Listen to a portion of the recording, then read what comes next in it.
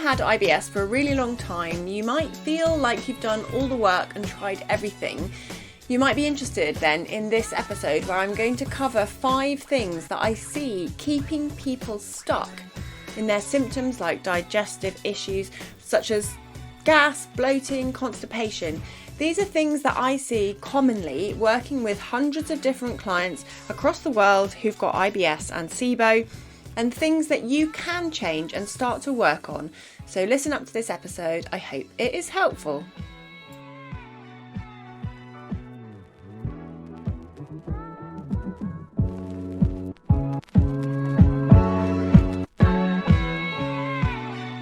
Hello, welcome to episode 64 of the Inside Knowledge for People with IBS. I'm Anna Mapson. The reason I picked this as a topic for a new episode was these are the similar things I see in clients before they have worked with a nutritional therapist. And I know a lot of you out there who just listen to the podcast and don't work with a nutritionist, don't have any support with your diet and lifestyle and all of those things. Actually, these are some of the things that you potentially can work on, or at least some of these things may resonate with you. So I hope this is going to be a helpful episode. The first place I see people getting stuck is a focus on supplements and a lack of focus on your diet and what you're actually eating. Sometimes the marketing from supplement companies really plays into this as well. There's a lot of products out there promising to cure your bloat, to resolve digestive symptoms, especially like constipation and bloating. So it's really tempting to think that you can just take a supplement and that will make everything better. And the other thing I see is people being very fixated on the supplement being the thing that kind of cures them and not wanting to stop taking them. So if, for example, you've been taking a probiotic for the last 6 months and yet you've seen no improvements, then probably that probiotic is not actually making that much difference to you. If your symptoms are the same, you've been taking it for a really long time, it's probably not worth spending your hard-earned money on that product anymore. It doesn't mean all probiotics are useless, that one just might not be the right one for you. But what I'm trying to say, I suppose, is that I see people saying that they need the supplements because that's what's keeping them going, but they're still getting a lot of symptoms. So actually the supplements aren't doing that job. And we need to look at longer, more sustainable ways of working, like diet and lifestyle changes that actually are more effective than supplements. Now, it doesn't mean I don't use supplements in my practice with my clients. I definitely do. With everybody, I will suggest they take some sort of supplement, almost everybody, whether it's something like psyllium husk, PHGG, maybe probiotics. It could be something else. There are lots of reasons why supplements are good, but it needs to be very targeted and specialised. The problem with always chasing the next best thing, the next supplement that is going to make the difference, is that you may lose focus on dietary change. And IBS and SIBO are both affected by what you eat, as in your whole body is as well. Like your brain, all your cells, all rely on the nutrients coming in from your food. And so making sure you've got that good, broad and balanced diet is really helpful. And we can lose sight a bit of that goal when we're just focusing on taking the next supplement. The other thing I wanted to say on supplements is that sometimes they can be making your symptoms worse. I've had a few cases where somebody was once taking psyllium husk for 25 years. No joke, he was taking it every day for 25 years.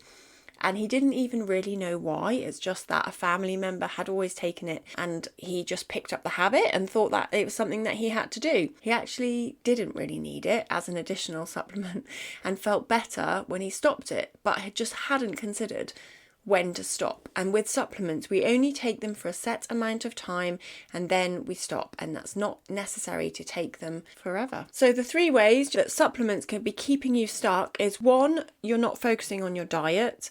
2, either that you've got a magical thinking about the supplement that it is the thing that's holding you together and you cannot survive without it, but you haven't ever tested that. Or 3, that it could actually be making things worse in the long run. The second area I wanted to focus on is constantly searching for the root cause of your digestive distress. Often you will see people saying you must find the root cause, particularly this is for people who have SIBO. Why did you get this in the first place? What's led to this dysbiosis in your small intestine?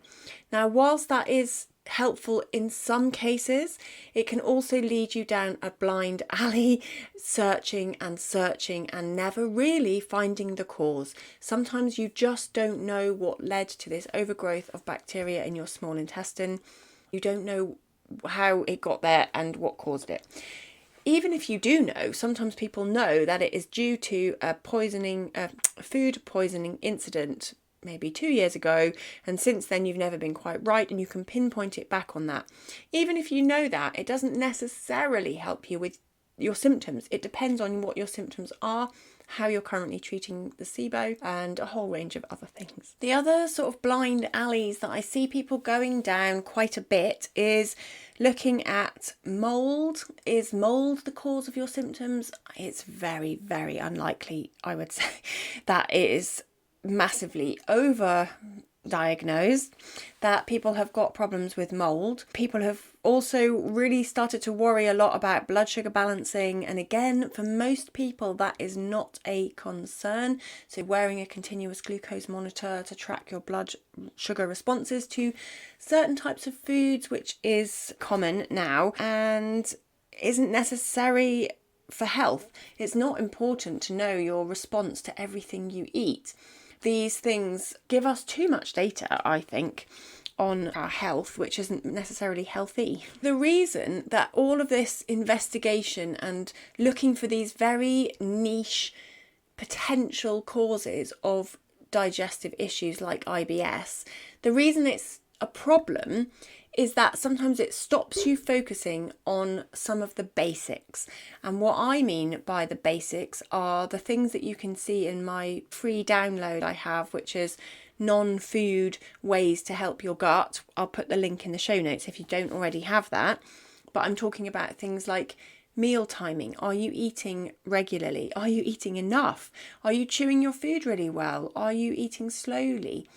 These basics of eating are really important, as well as, are you prioritizing sleep, like not staying up till midnight and then getting up at 6 a.m? Are you giving yourself opportunity to sleep well? Go and listen to the episode I did on sleep a couple of episodes ago if you haven't heard that. And then also diet. Are you actually eating a good, broad and balanced diet? And if you're not, I would start there before you start going down these rabbit holes of looking at mold or an alkaline diet or all of these things which just aren't backed up by science and aren't really going to give you the solutions that you're looking for. I really understand that this drive for more information is coming from not feeling heard or understood by your doctor. Often that is massive. It feels like you're going around in circles, so you turn to Dr. Google and looking for answers. That is very understandable. It's just that this constant searching for more and more information, like I said, it can sometimes lead you to ignore the basics. The next area that I see keeping people stuck is staying on a restricted diet for too long. Very commonly, this is the FODMAP diet. You start this restriction of certain fermentable fibres and find that you get on well with it. You feel better. Digestive issues go away. So you just carry on eating like that. The problem is that restricts and reduces the key nutrients that you need for a broad and balanced digestion, helping you feel really healthy and well. Over time, it may lead to other problems like lack of calcium, lack of B vitamins, sometimes zinc. These are commonly low in people who have been on the low FODMAP diet for a long time. And you also will have a lack of diversity of types of fibre because you are restricting types of fibre. Generally, that is the nature of the FODMAP diet. One of the ways it keeps you stuck is that over time, following this diet may lead to changes in your gut microbes, that's in your large intestine, where you can have reduced diversity because of the lack of fibre. So the way it's keeping you with IBS symptoms is it can lead to more dysbiosis in your large intestine. What I mean by that is that when you have less of the commensal bacteria, that's the good ones we want lots of, that just pad out the gut, take up space. They also do good work by creating short chain fatty acids that are anti-inflammatory, help the health of your colon. So when you've got less of those, there's more space for potentially pathogenic type bacteria to get in, and they can start to irritate that lining of the gut, create less mucus, for example, maybe, and that can also lead to changes in how regular your bowel movements are. So there's a knock-on effect of reducing fibres over time. The same thing can happen if you have been on a very strict diet that's gluten-free, dairy-free, sugar-free, you never eat anything processed, you never go out to eat. That also is a very controlled diet, which over time may lead to issues with your overall health. The way it keeps you stuck is it restricts key nutrients that you need from other sources. The fourth topic I wanted to talk about was under eating. This is something I see quite a bit with people, is that they're not eating enough and skipping meals in order to avoid symptoms. Maybe when you go traveling, you just don't eat for the day because it will set off your diarrhea. So you just skip meals and don't eat. Again, it can lead to restriction of nutrients that help keep you going, keep your energy up. It can affect your mood, being undernourished, as well as those other things I was just mentioning about restriction of nutrients. But under eating in itself can cause IBS type symptoms. When you go for long periods of time with no food, sometimes people can get a bit gassy and crampy, and that may be down to the amount of acid that's being produced in your stomach. You may also find that when you do eat, you eat faster because you're hungry, so less chewing, less slow and mindful eating, and you're gobbling it down because you're so hungry and you haven't eaten all day.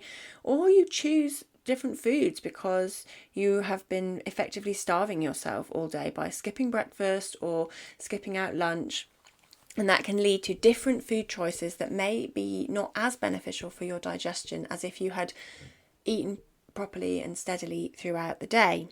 So under eating, the way it keeps you stuck is that not only can it restrict your nutrient intake, but it can also, over time, if you are severely under eating, cause issues like slow digestion, which could lead to constipation. It can lead to excessive gas, further bloating. So by eating less, you may actually be creating some of these digestive symptoms. The fifth area is a little bit of a delicate one. I've left it till last. It is tricky to talk about, but it is something I see with people I work with over time, particularly when we start challenging long-held beliefs about certain foods being a trigger.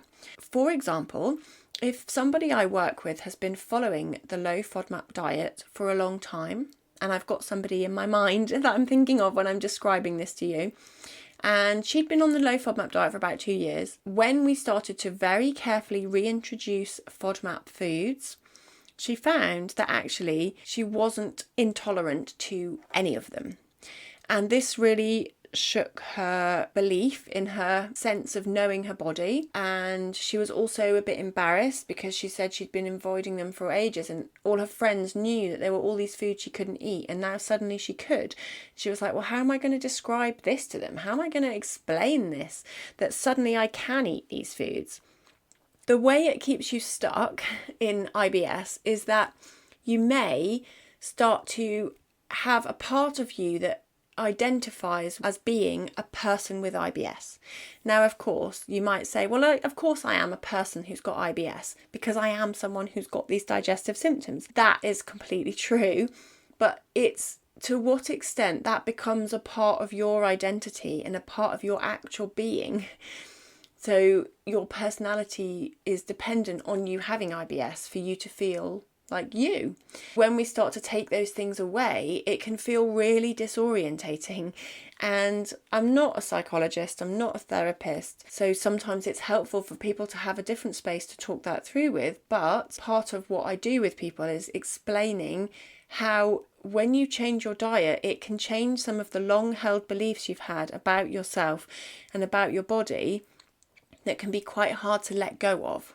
The other part of it is I see with some clients, and this is probably less often, but using their digestive issues as an excuse not to fully engage in social events or other parts of life, because whilst those things can definitely hold you back, can stop you going on romantic dates, it can maybe hold you back from going for a promotion at work, all of those kind of things, absolutely, it makes sense. But sometimes it's a protective mechanism to stop you doing things that either you're a bit scared of, or you've got some like low mood and anxiety, and actually having a reason for not going out to a social event. Oh, it's my tummy, I'm not going to go.